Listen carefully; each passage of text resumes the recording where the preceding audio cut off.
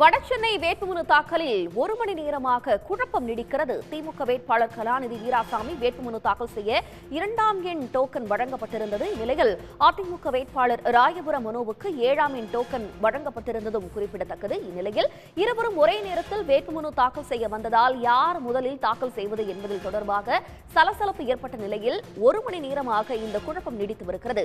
Token வரிசைப்படி வேட்புமனு தாக்கல் செய்ய அனுமதிக்கும்படி அமைச்சர் சேகர் பாபு வலியுறுத்தியிருக்கிறார். முதலில் வந்த அதிமுக வேட்பாளரை மனு தாக்கல் செய்ய அனுமதிக்க வேண்டும் என்று முன்னாள் அமைச்சர் ஜெயக்குமார் வாக்குவாதம் செய்தார். வடசென்னை தொகுதியில் வேட்புமனு தாக்கலின் போது திமுக அதிமுகவினர் வாக்குவாதம் செய்ததால் 1 மணி நேரமாக இந்த குழப்பம் நீடித்து வருகிறது. திமுக வேட்பாளர் கலாநிதி வீராசாமி வேட்புமனு தாக்கல் செய்ய 2ஆம் எண் டோக்கன் வழங்கப்பட்டிருந்தது. அதிமுக வேட்பாளர் ராயபுரம் மனோவுக்கு 7ஆம் எண் டோக்கன் வழங்கப்பட்டிருந்த நிலையில் முதலில் யார் வந்தார்களோ அவர் வேட்புமனு தாக்கல் செய்ய அனுமதிக்கும்படி இரு தரப்பிற்கும் இடையே குழப்பம் நீடித்து வருகிறது. இது பற்றி கூடுதல் விவரங்களை தருவதற்காக செய்தியாளர் குணசேகரன் இணைகிறார். குணசேகரன், விவரங்கள். வடசென்னை நாடாளுமன்ற தொகுதிக்குட்பட்ட வேட்பாளர்கள் இன்று வேட்புமனு செய்வதற்காக மண்டலம் 5 அலுவலகத்திற்கு வருகை தந்திருந்தார்கள். அப்பொழுது அதிமுகவினர் 7ஆம் நம்பர் டோக்கனையும் திமுகவினர் 5ஆம் நம்பர் டோக்கனையும் பெற்றிருந்தார்கள்.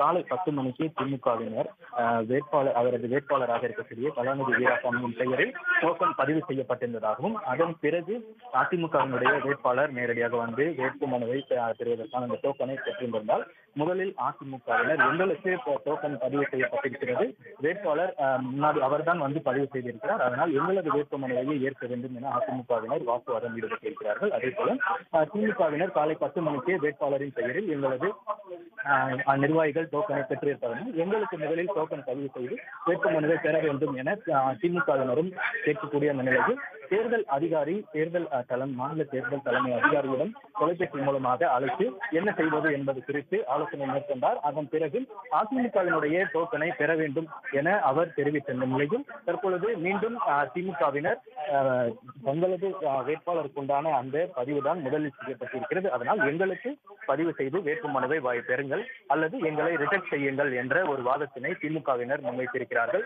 இதன் காரணமாக தொடர்ந்து ஒரு அரை மணி நேரத்திற்கு மேலாக வாக்குவாதம் என்பது தொடர்ந்து நடைபெற்று வருகிறது. அதே நேரத்தில் திமுகவினர் பினாமி மூலமாக வந்து பெற்றிருக்கிறார்கள் என்ற ஒரு வார்த்தையை முன்னாள் அமைச்சர் ஜெயக்குமார் முன்மொழிப்பதற்காக திமுகவினர் அமைச்சர் மற்றும் சட்டமன்ற உறுப்பினர்கள் மீண்டும் வாக்குவாதத்தில் ஈடுபட்டிருந்தார்கள். இதனிடையே திமுக மற்றும் அதிமுக இருவரும் ஒரு 45 நிமிடமாக உள்ளே அமர்ந்து யாருடைய வேட்புமனுவை முதலில் பெற வேண்டும் என்பது குறித்தான வாக்குவாதம் தொடர்ந்து நடைபெற்றிருக்கக்கூடிய நிலையில் வெளியே பாஜகவினுடைய வேட்பாளரும் அமர்ந்து காத்திருக்கிறார். அவரும் தற்பொழுது மீண்டும் ஒரு வேட்பாளரை எவ்வளவு நேரம் காக்க வைப்பீர்கள், இரண்டு கட்சிகளும் உள்ளே எவ்வளவு நேரம் உட்கார்ந்திருப்பார்கள், விரைந்து வேட்புமனுவை பெற வேண்டும், எங்களுக்கு முன்னாடி அனுமதியுங்கள், விரைந்து வேட்புமனுவை பெற வேண்டும் என்பது குறித்தான அவர்களும் தங்களது வாக்குவாதத்தினை பாஜகவினரும் தொடர்ந்து தேர்தல் அதிகாரியிடம் வாக்குவாதமாக சத்தம் போட்டு முன்வைத்திருக்கிறார்கள். இந்த நிலையில் தேர்தல் அதிகாரி தற்பொழுது மீண்டும் மாநில தலைமை தேர்தல் அதிகாரியிடம் தொலைபேசி மூலமாக கேட்டு